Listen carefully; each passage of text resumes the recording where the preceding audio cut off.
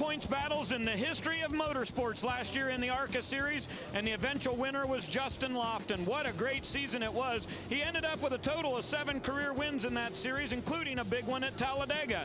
Now, I talked to Justin just the other day, asked him, what are your realistic expectations for 2010? He said, we believe we can win Rookie of the Year, and we think we can get a top 5 in points by the end of the season.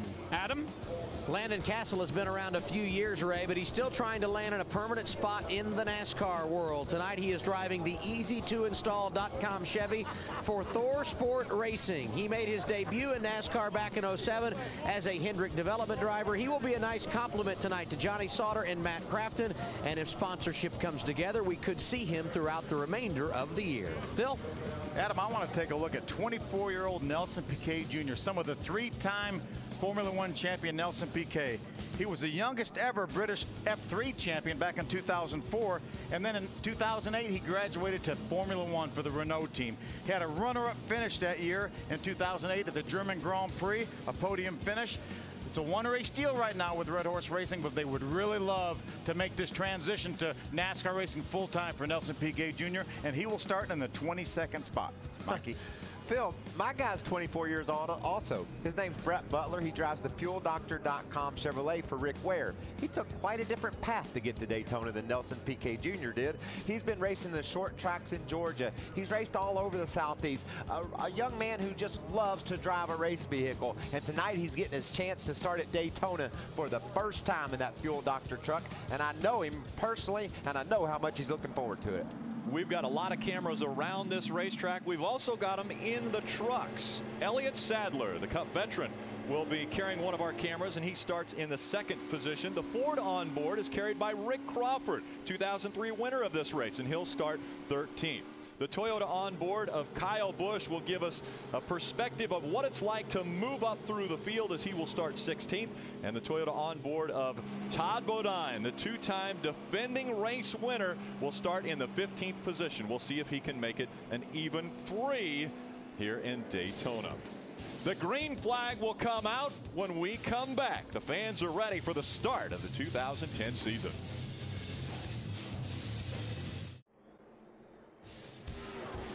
And welcome back to the World Center of Racing, Daytona International Speedway. Tomorrow on Speed, before the Great American Race, we're there in Daytona with the ultimate pre-race show, NASCAR Race Day.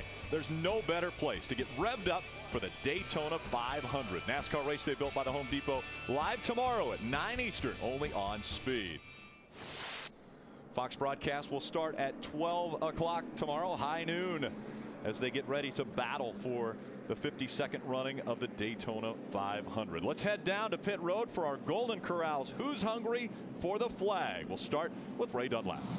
Well, Rick, it's pretty simple. You just talk about Todd Bodine when you say Daytona. He's the only driver with back-to-back victories here at this racetrack. And the truck that he has with him tonight is the same one that he's used to win 4 times, twice at Daytona and 2 times at Talladega. How else is that truck finished? Well, it has a 2nd, a 3rd, a 4th, and a 5th.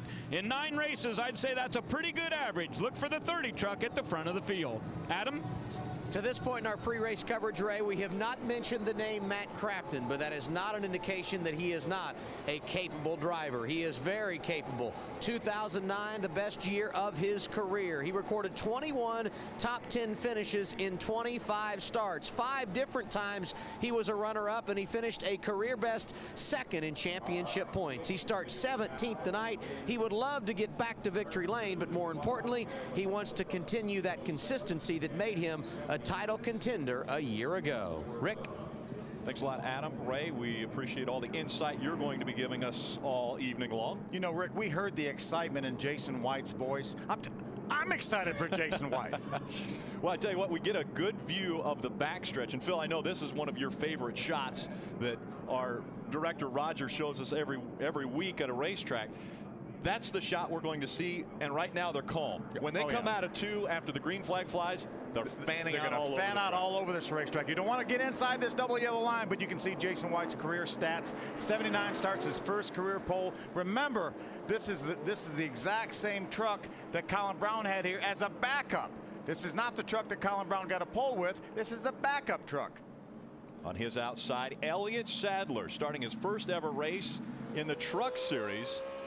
at Daytona. Sean Murphy, you see a little bit of damage to the right front of that truck when they're coming up to speed on their second pace lap. Actually got into another truck, and there was a little bit of damage on that 07. Donnie Nurenberger, the other truck that was involved in that incident. Guys were warming up their tires, checking their pit road speed, and somehow it didn't all work out right. And that's at 60 miles an hour. And now we're going to 70. They go 70 around the racetrack and only 55 on pit road. Is that silly? Well, we're going to be going 180, and they're going to try to not hit each other. Haven't they proved at 60 they could do it? I think they can prove it again. Pace car is off the racetrack. It's all in the hands of Jason White. Green flag in the air. We're underway with the Truck Series 2010 season. Already pushing and shoving, Phil.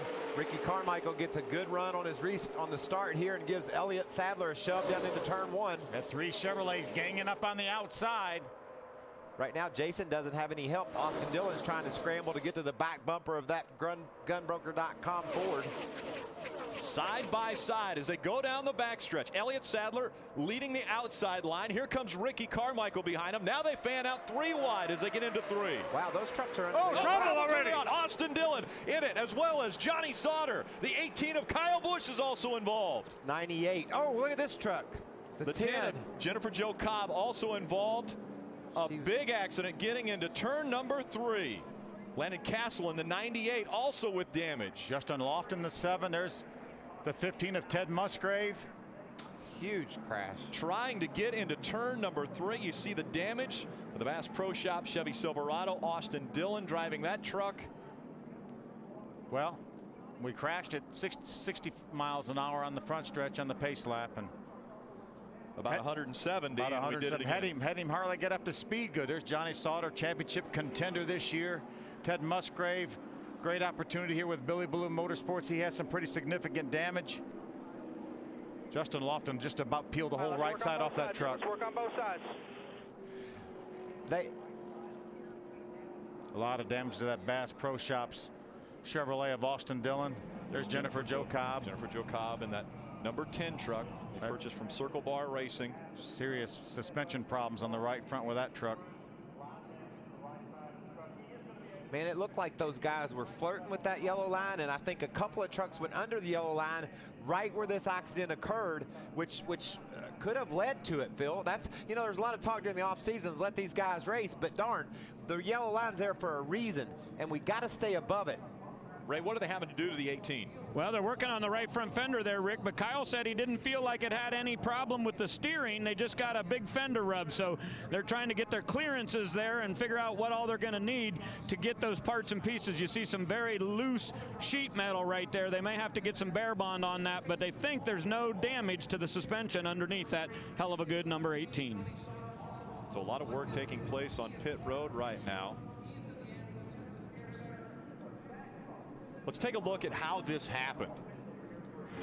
First of all, they're 3 wide. They get 3 wide here on the back straightaway. You can see the 51 truck. The 55, Eric Almirola gets a run on Austin Dillon. Austin starts to kind of come over a little bit to block him. They touch, and then Austin starts wiggling, and then he catches Johnny Sauter up against the wall. Kyle Busch comes along. The 15 of Ted Musgrave with nowhere to go. The 98 of Landon Castle runs into his teammate Johnny Sauter. That was just tight racing. 3 wide on the first darn lap. Yeah. See right there, you see the 3 start wiggling, and then he's going to lose control. His left front tire was locked up. Series champion. Look at Kyle Busch all up in the middle of it. Does a great job of surviving it. Too bad for Landon Castle. Just came along a little bit late. And here's Jennifer Jo. She's going a little bit faster, but darn, you can't see, Phil. Yeah, this is a view I like right now, where you're going to see Eric Almirola pull out. He's going to be side by side with Austin Dillon. Austin kind of creeps over a little bit, and they touch, and it gets Austin to wiggling, and he just gets behind in his steering a little bit, and then the thing heads towards the outside wall, takes Johnny Sauter with him. You know, when I talk to my young drivers or anybody talks about Daytona, you don't ever want to get surprised. You got to constantly be looking in your mirror, looking around all around you so that nothing surprises you. When a truck sneaks 3 wide on you on the back straightaway, if it surprises you, it can cause a problem. I don't know that Austin was surprised, but it almost seemed like he just got in a bind there and couldn't get out of it. Let's get another vantage point of this. This is after Austin has already got up into the wall. Rick Crawford just narrowly avoids it in the Look 14 at Kyle Lilly Busch trucking. hit the outside wall pretty hard. Yeah. After he already made contact. There's Nelson Piquet Jr. getting by, doing a nice job with no damage with that Red Horse truck. 2 trucks involved from Thor Sport Racing.